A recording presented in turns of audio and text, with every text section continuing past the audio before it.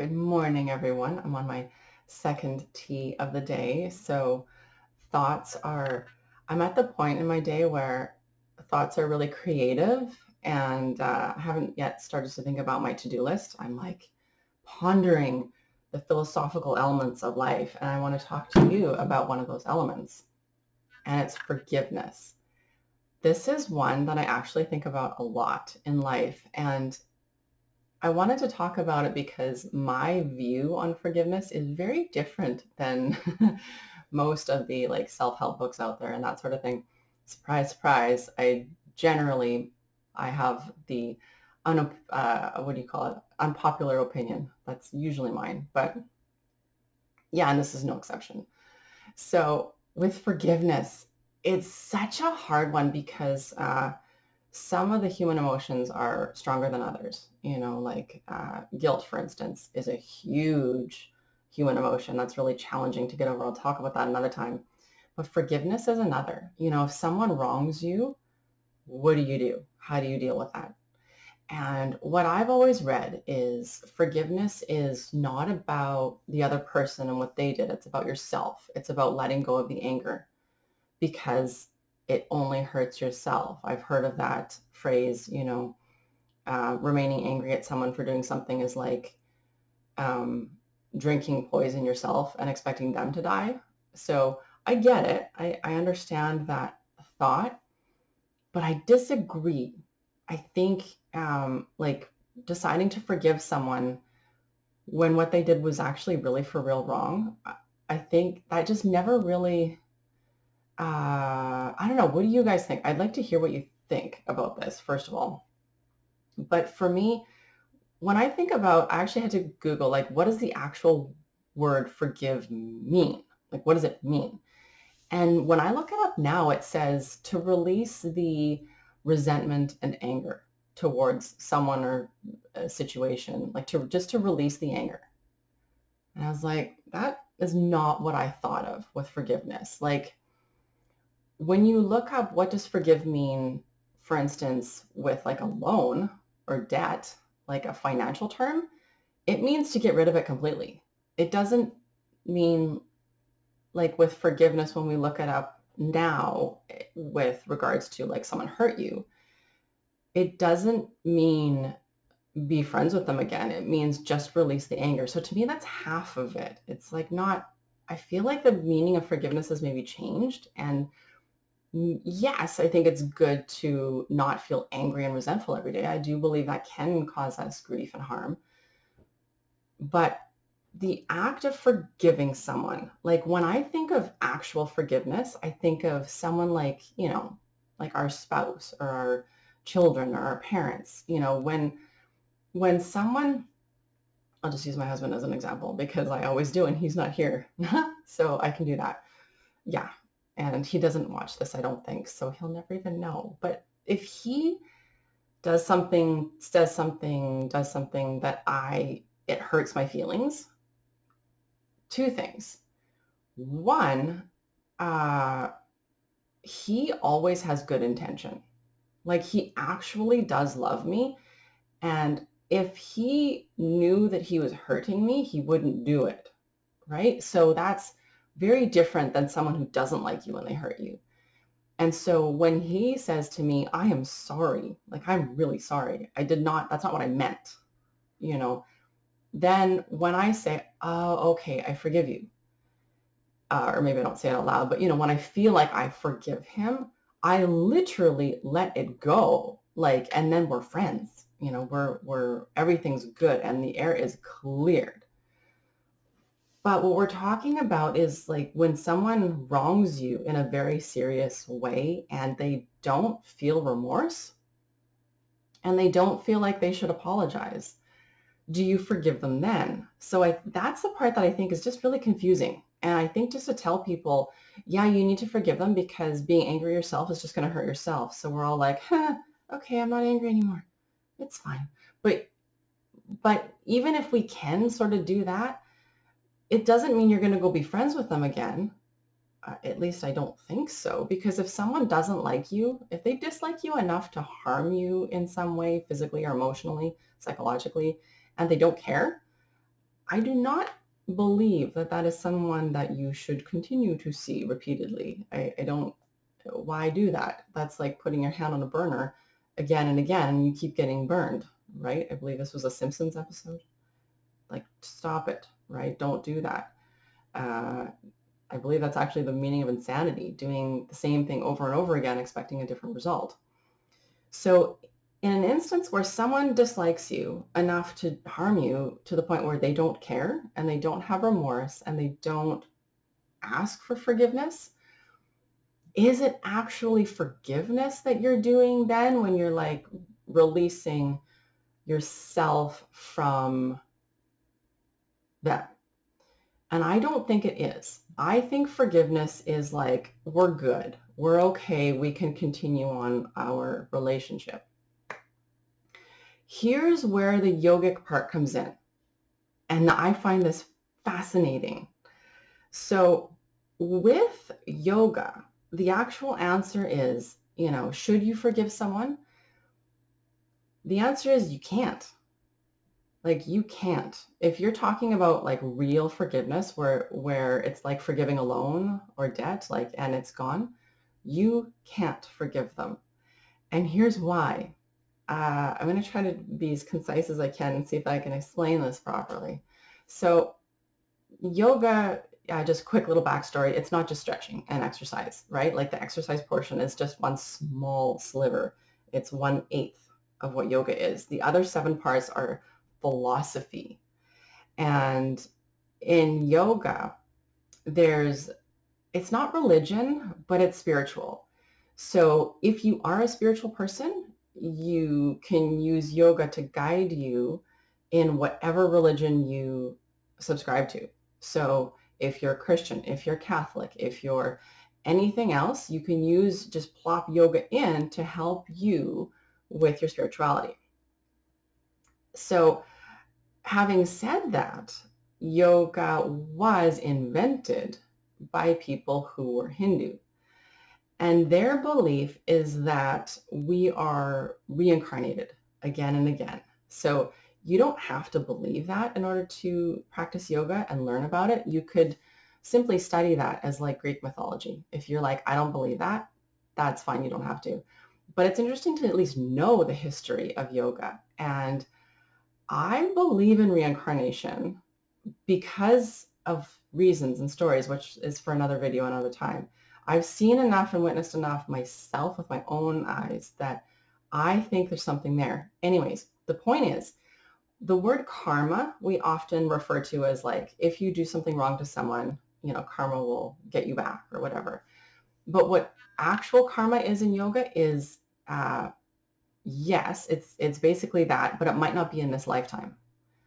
So what happens is there's something called samskaras, and samskaras are like everything, every memory, everything you do, everything you say is imprinted on your mind or on your subconscious or on your, that's a whole nother, it delves pretty deep into what specific part of your mind it is. But let's just say your mind for just ease and purposes of this exercise.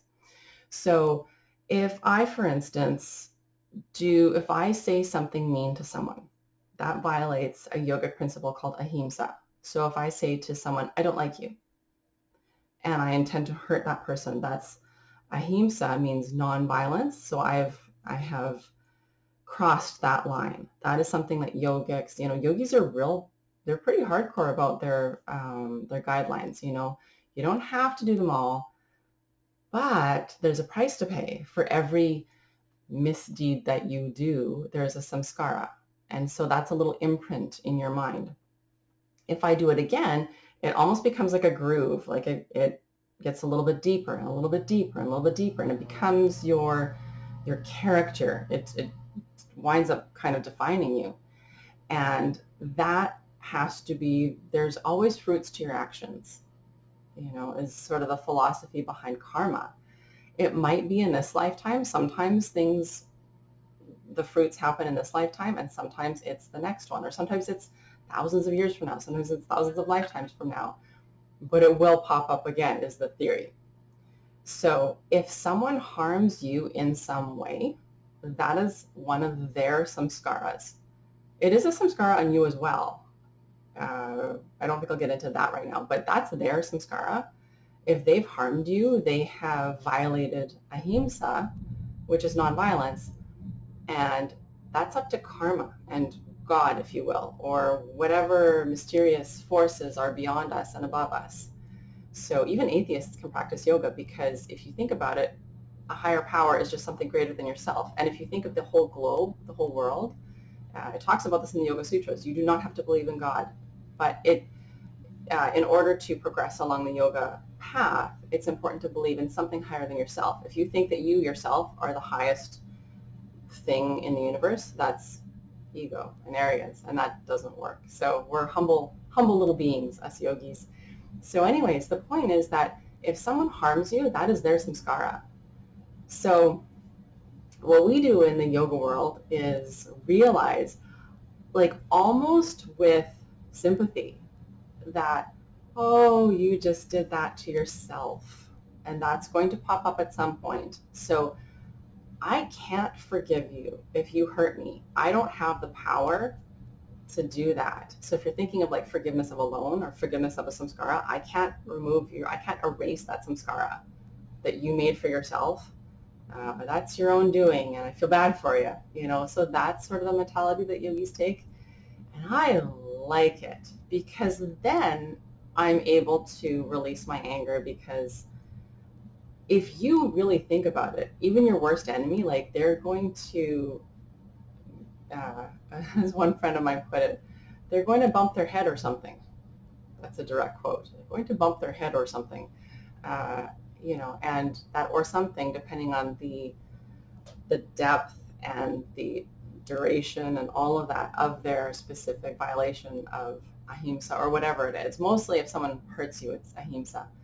So it could be satya, truthfulness too. If somebody lies to you and they feel entitled that they're able to lie to you, that's, it's a pretty decent little violation on their karma. So there you go.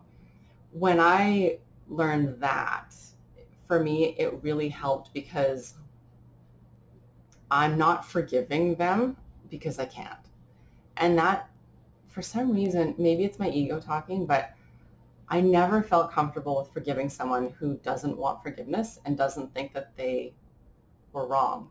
So someone who shows no remorse and they feel entitled, for me to feel like it's okay, that makes me a doormat, and I don't like it. That's my view. And I know that when you read a lot of self-help books out there that are really good, they will say but you do it for you. And I was still like, yeah, no, you don't. Because then you forgive them and you say it's okay, and then they're fine. It just didn't resonate with me. So when I heard about this, I was like, that resonates with me, because then I can release my anger, because then I'm like, I feel bad for you, because that was bad and you shouldn't have done that. But it's not, it doesn't, it can only harm me as much as I let it. So then I'm able to step away from that person and let them basically blow themselves up.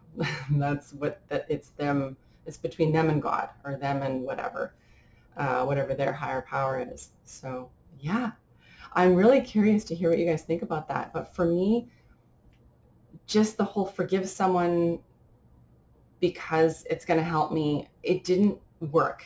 You know what I mean? Like I was like, I don't feel better. Like, okay, I forgive you for doing those wrong things. But it's not right, and it's not okay. And I felt like if I forgive them, then I'm saying it's okay, because if I forgive someone who's wronged me in a very harmful way, and then I forgive a friend who made an honest mistake, how can that be the same? It was cognitive dissonance for me. It didn't make sense to me, but this makes sense to me. Anyways, yeah, so that's my big spiel on forgiveness. And for me, it just felt like a weight was lifted. Like, I can't forgive them. Anyway, that's all I have to say about that. I'd love to hear what you think. And then now I wanted to just quickly tell you about an idea I have, and I think it's a good one. And so, instead of talking to you, I should probably just do it and see if you like it. But I'm always interested in input.